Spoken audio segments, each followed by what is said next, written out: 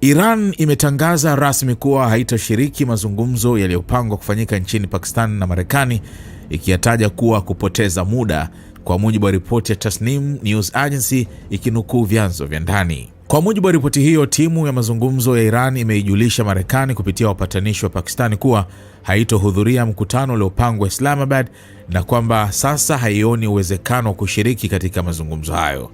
Maafisa wa Iran wameeleza sababu kadhaa za uamuzi huo, zikiwemo kile walichokiita kushindwa kwa Marekani kuongeza muda wa sitisho la mapigano ili lijumuishe mapigano kati ya Israel na Hezbollah nchini Lebanon, pamoja na madai ya masharti makubwa kupita kiasi kutoka Marekani katika mazungumzo. Iran pia imeonyesha wasiwasi kuhusu kuendelea kwa zuio la majini la Marekani katika mlango wa Hormuz.